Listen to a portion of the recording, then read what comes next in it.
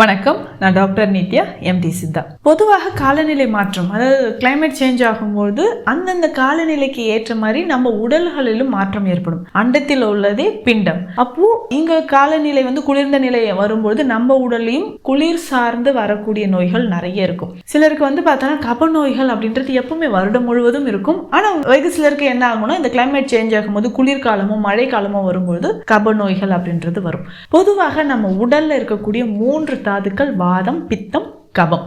இந்த கபம் ஒவ்வொன்றுத்துக்கும் வாழிடம் உடல்ல எங்க அதிகமான ஆதிக்கம் செலுத்துது அப்படின்னு பார்த்தோம்னா, இந்த கபத்தை பொறுத்த வரைக்கும் கழுத்துலையும் தலையிலும் சிரசு மற்றும் கண்டம் இந்த இடத்துல கபத்தோட வாழிடம் அப்படின்னு சொல்லலாம். இந்த கபத்தோட வாழிடத்தில் பாதிப்புகள் ஏற்படும் போது, அதாவது நம்ம கரெக்டா நாடி பார்த்தோம் அப்படின்னா நமக்கு தெரியும், இந்த தலையிலையும் கழுத்துலையும் வரக்கூடிய பிரச்சனைகள் கபம் தொடர்பாக வரக்கூடியதாக இருக்கும். சில நேரங்களில் நம்ம நாடி கரெக்டா பார்க்கும்போது என்ன தெரியும்னா, கபத்தோட பித்தம் தொந்தத்தில் இருக்கும்பொழுது, அதாவது மாற்றம் ஏற்பட்டு அதோட சேர்ந்து வரும்பொழுதுதான் உடல் உஷ்ணத்தினால், பித்தம் அப்படின்னா உடல் உஷ்ணம், உடல் உஷ்ணத்தோடு கபம் சேர்ந்து வரக்கூடிய நோய்கள் நிறைய இருக்கு. சிலர் சொல்லுவோம், எனக்கு கோல்டு இருந்துகிட்டே இருக்குன்னு சொல்லிட்டு ஹீட்டா இருக்கக்கூடிய மெடிசன்ஸோ இல்லை ஹீட்டா இருக்கக்கூடிய ட்ரீட்மெண்ட்டோ நம்ம ஸ்டார்ட் பண்ணுவோம். ஆனால் உடல் உஷ்ணத்தினால் வந்திருக்கக்கூடிய கபத்திற்கு சரியான மருத்துவம் எடுத்தோம் அப்படின்னா தான் அது முழுவதுமாக குணமாகும். இப்போ கப நோய்கள் அப்படின்னா ஒரு சிலருக்கு தலை பாரமா இருக்கும், தலைக்கு குளிச்சாலே எனக்கு தலை பாரமா இருக்கு அப்படின்னு சொல்லுவாங்க.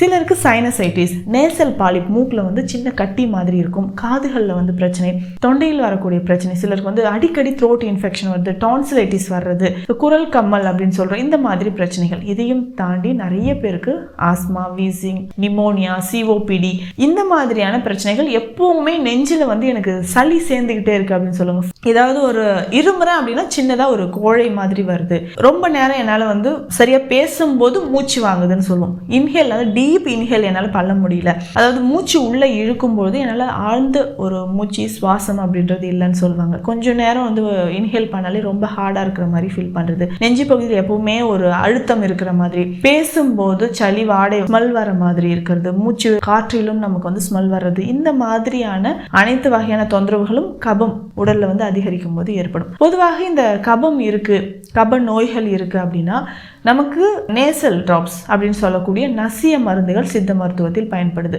அதாவது காது, மூக்கு, தொண்டை இது தொடர்பான பிரச்சனைகள் இருக்கக்கூடியவங்களுக்கு நசிய மருந்துகள் மிக சிறந்த ஒரு தீர்வாக இருக்கு.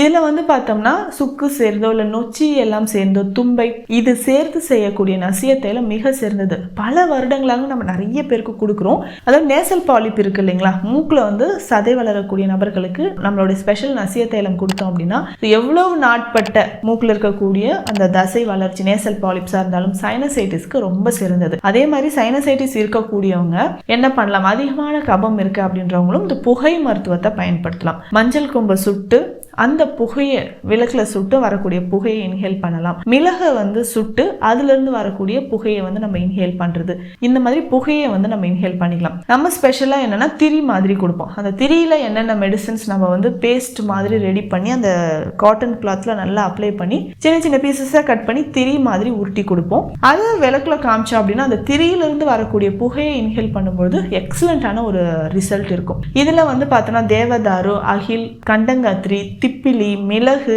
இந்த மாதிரியான மூலிகைகள் எல்லாமே சேர்த்து நல்லா அரைத்து அந்த துணியில பேஸ்ட் மாதிரி நல்லா அப்ளை பண்ணிட்டு உலர்த்தி திரி மாதிரி எடுத்து வச்சுக்க போறோம். இதை விளக்குல காட்டும் போது அதிகமான புகை வருது இல்லைங்களா, புகை வரும்போது அதை சுவாசிக்கும் போது நமக்கு சிரசுல இருந்து தலையிலிருந்து கால் வரைக்கும் இருக்கக்கூடிய அனைத்து வகையான நோய்கள், இந்த கபத்தினால் வந்திருக்கக்கூடிய நோய்கள் முற்றிலும் குணமாகும். இன்னும் நிறைய பேருக்கு நெஞ்சு குழியில இருக்கக்கூடிய சளியை வெளியில எடுக்கணும் அப்படின்னா மிளகு கற்பம் பயன்படுத்தலாம். மிளகு கற்பம் அப்படின்னு சொல்லும்போது இந்த மிளகு நம்ம என்ன பண்ண போறோம்னா வெள்ளை கரிசலாங்கண்ணி சாறு இதுல ஊற வைக்கணும். இந்த ஊற வைத்து அது உலர்த்தி எடுக்கணும், திரும்பவும் அந்த கரிசலாங்கண்ணி சாறுல ஊற வைத்து எடுக்கணும்.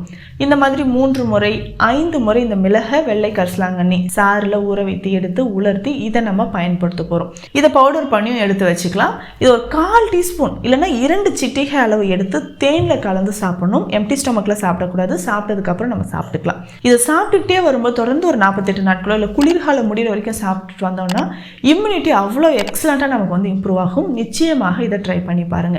இதையும் தாண்டி ரொம்ப நாளாக எனக்கு வந்து கபம் சார்ந்து இருக்கக்கூடிய பிரச்சனைகள் இருக்குன்னா நொச்சியை பயன்படுத்தலாம். கருநொச்சி தைலம் நம்ம ஸ்பெஷல் மெடிசனாக கொடுத்துட்ருக்கோம். கருநொச்சி தைலமை தலைக்கு நல்லா அப்ளை பண்ணிட்டு வாரம் 2 நாள் வெந்நீரில் குளிக்கணும். குளிச்சு முடிச்ச உடனே உச்சி பொடி அப்படின்னு சொல்லிட்டு நம்ம கொடுக்கக்கூடிய மருந்து உச்சந்தலையில் தேய்ச்சோம் அப்படின்னா தலையில் அதிகமான நீர் கோத்த மாதிரி தலை பாரம் ஏற்படாமல் இருக்கும். அதற்கு அடுத்தது முக்கியமாக தூதுவளை இலைகளை வந்து நம்ம உணவில் நிறைய சேர்த்துக்கணும். அதே மாதிரி தான் கண்டங்கத்திரி. இந்த கண்டங்கத்திரியில நல்லா வாஷ் பண்ணிட்டு நல்லா கொதிக்க வைக்கணும். கொதிக்க வச்சு அதை வடிகட்டி அந்த கஷாயத்தை வாரம் 1 நாளோ 2 நாளோ நம்ம குடிச்சிட்டு வரலாம். இந்த தூதுவளை, முசுமுசுக்கை, கண்டங்கத்திரி இது எல்லாமே இந்த கீரை வகைகள் சேர்ந்த மூலிகைகள். நெஞ்சில் ஆழமாக இருக்கக்கூடிய சளியை வெளியேற்றக்கூடியது. இதையும் தாண்டி நம்ம கொடுக்கக்கூடிய கற்ப மருந்துகள் மிகவும் சிறந்தது. அதாவது பவள பருப்பம், முத்துச்சிப்பி பருப்பம் சொல்லக்கூடிய பெருமருந்துகளை நுரையீரலை பலப்படுத்தக்கூடிய ஆற்றல். இந்த கொரோனா டைம்ல நிறைய பேருக்கு நம்ம கொடுத்து அந்த ஆக்சிஜன் சேச்சுரேஷன் இன்க்ரீஸ் ஆகிறதுக்கு இந்த மருந்துகள் ரொம்ப உதவியாக இருந்தது. அதே மாதிரி பல நாட்கள் நாட்பட்டு இருக்கக்கூடிய சளி பிரச்சனைகளுக்கு நான் சொன்ன இந்த மருத்துவ முறைகள் மிக சிறந்ததாக இருக்கும். இந்த பதிவு உங்களுக்கு பயனுள்ளதாக இருக்கும். மீண்டும் அடுத்த பதிவில் சந்திக்கலாம். நன்றி.